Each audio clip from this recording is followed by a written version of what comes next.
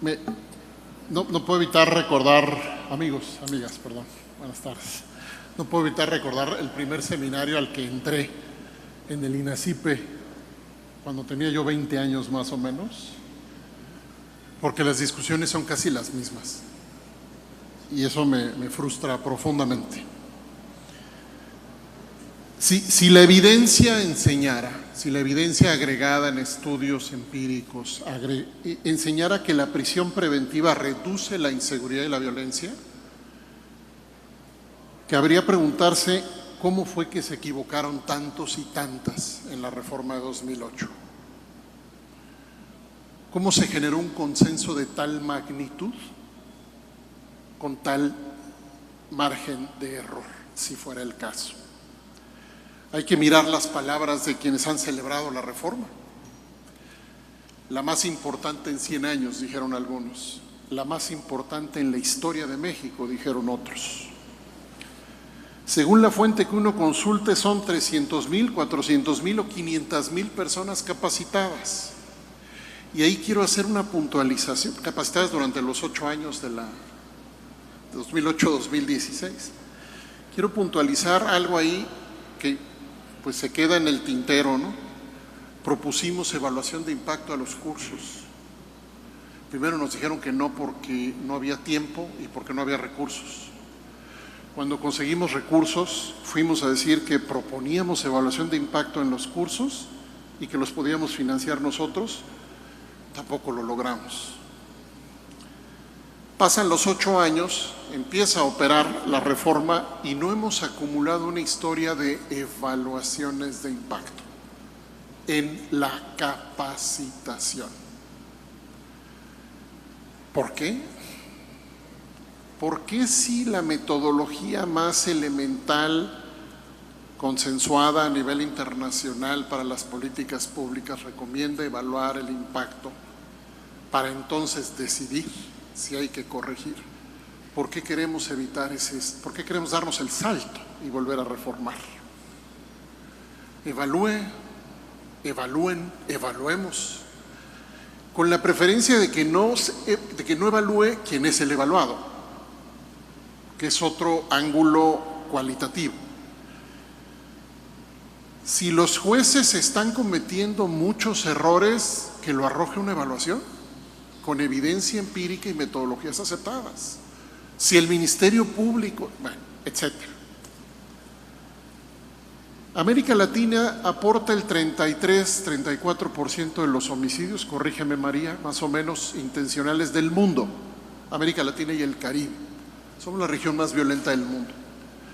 Es peor el asunto. México forma parte de los 7 países que aportan el mayor número de homicidios violentos del mundo. Si la prisión preventiva ayudara, señor gobernador, América Latina sería otra, porque las tasas de aprisionamiento han sido altísimas en muchos países que incluso tienen las peores tasas de violencia. Es decir, ya probamos esa medicina, ya lo intentamos, ya fuimos en el péndulo hasta la mayor inversión posible en el uso de la prisión preventiva. Quiero hacer un paréntesis y recomendar, si no es que ya lo hicieron, conversar con el doctor Javier Carrasco, director del Instituto de Justicia Procesal. El Instituto para la Seguridad y la Democracia, que yo dirigía, alojó el inicio del proyecto en Morelos para la instalación de las unidades de medidas cautelares.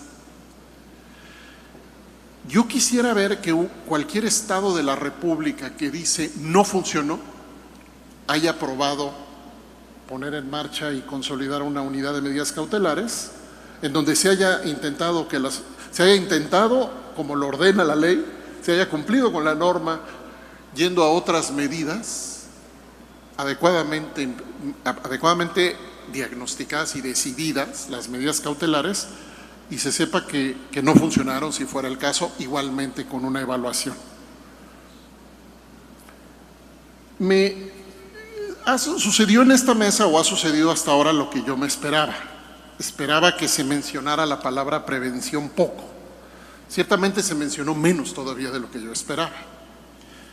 Acabamos de terminar un ensayo que se llama Prevención de la delincuencia y las violencias, la promesa malograda. Esto va a aparecer en un libro que se llama Porvenir 2018. Será publicado a principios del próximo año. Lo que dice el mundo avanzado en estos temas y las democracias que luchan por reducir la violencia, lo que no discuten, al menos es una cosa, según yo. Necesitamos equilibrar prevención y control con un componente fundamental de participación ciudadana en ambos tramos del problema. ¿Estamos equilibrando prevención y control? Solo un dato que acaba de publicar el Centro de Estudios ETOS, Laboratorio de Políticas Públicas. 2016, del presupuesto federal en seguridad, el 1% fue para prevención.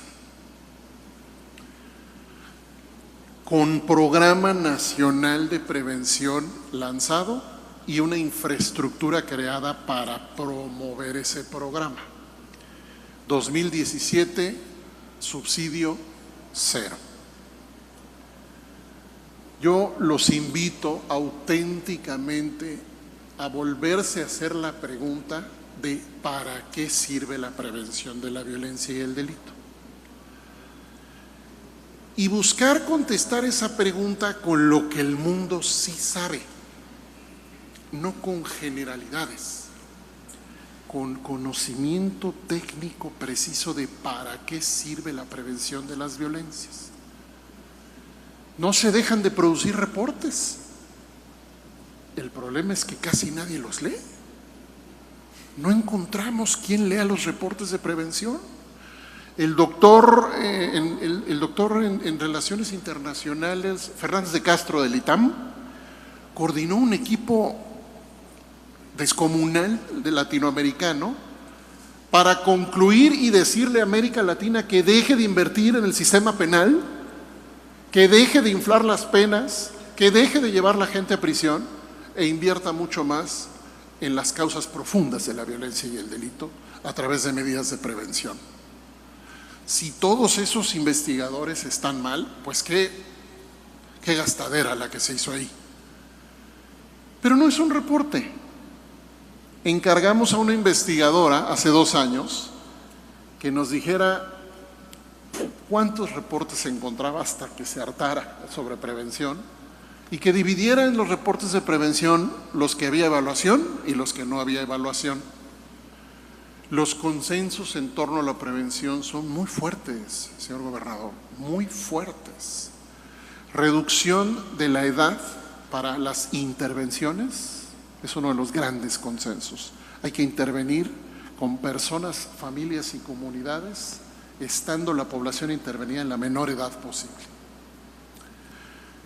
Con el licenciado Antonio Lozano, que hemos hecho múltiples trabajos y ejercicios, pudimos hacer una nueva revisión de los informes de prevención y encontramos que la evidencia identifica mejor que nunca los segmentos poblacionales donde anida la violencia. Que la evidencia identifica mejor que nunca dónde está la violencia cuando se aplican determinados instrumentos. Esto del presupuesto, sí, el presupuesto siempre es insuficiente. Lo que nos dice la evidencia en prevención de delito es que el presupuesto no es para todo, no es para todos o no debería. Se debe enfocar a través de soportado en diagnósticos locales. ¿Tenemos diagnósticos colonia por colonia de la problemática de la violencia? El Programa Nacional del Delito de Prevención dice que los debemos tener. ¿Quién está promoviendo la formalización de una política de prevención soportada en diagnósticos focalizados? ¿Quién en México? Casi nadie. ¿Quién está integrando a la policía los modelos modernos de prevención? Casi nadie. En su momento encontramos, revisando el Programa Nacional de Prevención, que se había decidido intencionalmente, por tanto, que la policía quedaba solo marginalmente vinculada al Programa Nacional de Prevención. Es un problema estructural, metodológico, de origen en el Programa Nacional de Prevención. México Evalúa, entre otros, han construido la evidencia evaluando el programa.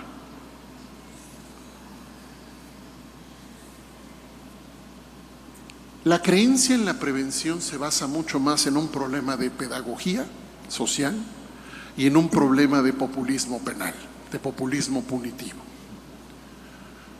Yo no estoy diciendo que no vaya a prisión quien tiene que ir a prisión. Lo que estoy diciendo es que si la promesa es tener más seguridad porque hay más gente en prisión, no la suscribo 3 décadas después de estudiar este tema. Y si me equivoco, me disculparé, pero no encuentro la evidencia que vincule tasas de aprisionamiento con reducción de la violencia. No la encuentro. Termino.